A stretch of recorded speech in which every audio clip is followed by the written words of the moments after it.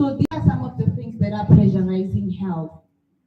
But there's a plan between National Treasury and the Department of Health, which is called the National Joint Health Plan, where they want to address such issues. Either they give health more budget, what the outcome of the plan is going to be, but currently that is in discussion to assist the Department of Health, because suppliers that are doing business with Department of Health are suffering a lot. It's unbelievable the number of queries that we receive from suppliers that do business with the Department of Health.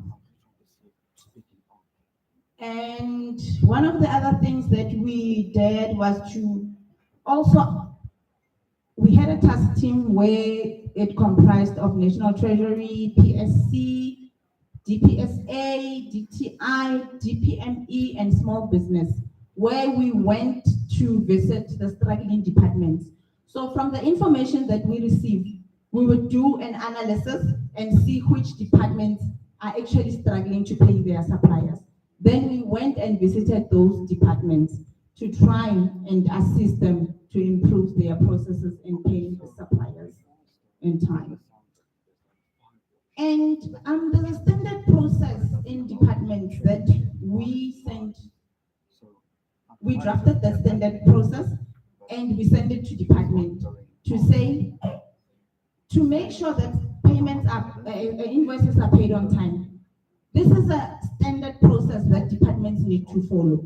But because departments work differently, they were allowed to customize it and have a process that works best for them. So one of the process that we drafted for departments was invoices are received at a central point.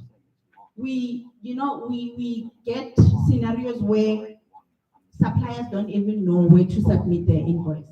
They were appointed, when they get to a department, they get to reception, they get this rude receptionist who doesn't even advise them. So suppliers sometimes are, they get frustrated. So we advise departments to have a central point, preferably SCM unit, where these invoices are going to be received. And once SCM receives, they send the invoice to the end user, so the end user can confirm that the service or goods were rendered. And then once the end user is happy, they send for budget approval. So when the end user is happy, then the budget manager must approve it, then SCM must submit it to finance for payment, then the invoice must be processed. So can you see it's just a few steps, but they make it lengthy. They make it so 30 days is even way too long.